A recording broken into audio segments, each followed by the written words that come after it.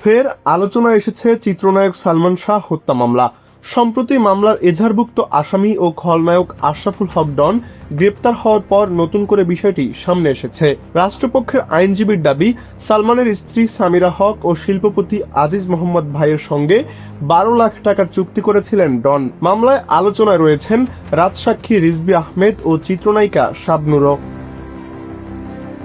এ অবস্থায় সালমান শাহ হত্যার সুষ্ঠু বিচার চেয়ে গুরুত্বপূর্ণ প্রশ্ন তুলেছেন উপস্থাপক ও অভিনেতা শাহরিয়ার নাজিম জয়। তার প্রশ্ন, বিচারক প্রক্রিয়ায় সামিরা, ডন কিংবা শাবনূর নির্দোষ প্রমাণিত হলে সামাজিকভাবে যেভাবে তাদের হেয় করা হচ্ছে, সেই ক্ষতির প্রতিকার কি হবে?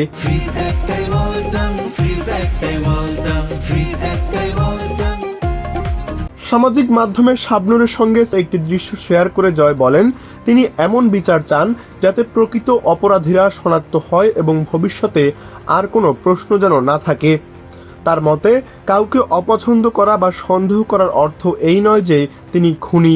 প্রকৃত অপরাধীর পরিচয় সামনে আসার পাশাপাশি নির্দোষদেরও যেন সামাজিকভাবে শান্তি ও সম্মান ফিরিয়ে দেওয়া হয়।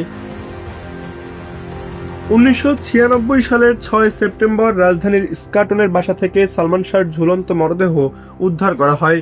একাধিক তদন্তে তার মৃত্যুকে আত্মহত্যা বলা হলেও পরিবার ও ভক্তদের দাবি, এটি ছিল পরিকল্পিত হত্যাকাণ্ড। মৃত্যুর 2 দশকেরও বেশি সময় পরও রহস্যের সমাধান হয়নি।